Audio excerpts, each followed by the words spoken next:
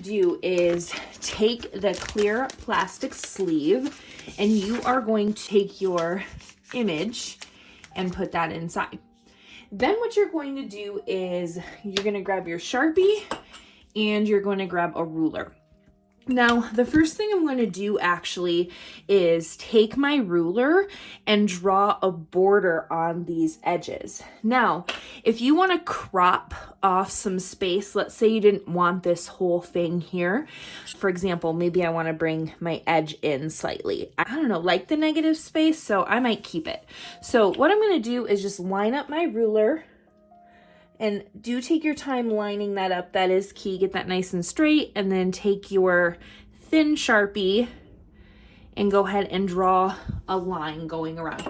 Now, you'll of course be able to see it better when we take this out. But go ahead and do all of these edges.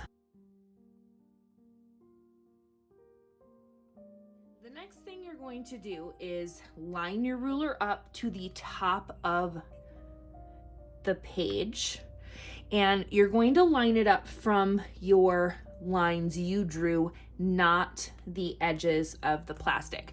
So mine is about 10.5 inches. So I'm gonna go to 5 1/4, and if you need help with this, just ask. 5 1/4, and I'm going to draw a vertical line running down. I'm going to repeat the same thing here. I'm going to take my ruler.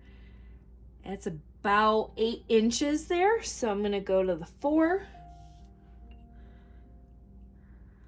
And once again, line this up. By the way, if you make a mistake, I do have rubbing alcohol and Q-tips, and you can remove the Sharpie from the plastic.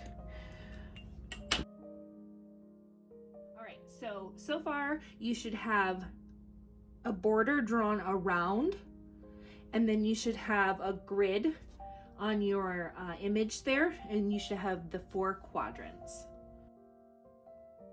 So the next thing you are going to do is you are going to trace your object with your Sharpie, including the cast shadow. Now, some of you may have a little bit of these edges going along. It's up to you if you want to include them. Because my shadow's popping up on the wall, I do want to include mine. So I'm actually going to, because those are nice straight lines, I like to use my ruler if it's straight, so that this will also be straight. And notice there's a little pop behind the ears there too. So if you want to include this little edge, your choice. If you don't like it, you don't need to include it.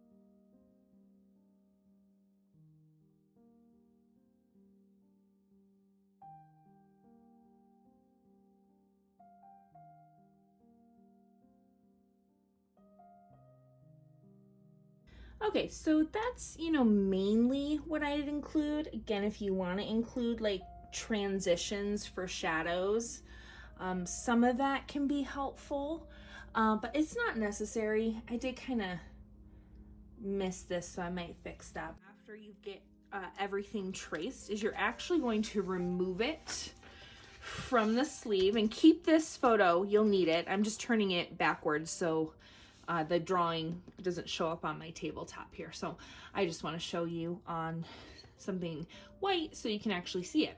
So now what I have is just basic line work, simple shapes. So we're actually going to be using this to draw from, and then we will transition back to this one when we get to the shading and get to the information of where like our shadows and dark areas are, our cast shadows, our highlights through here.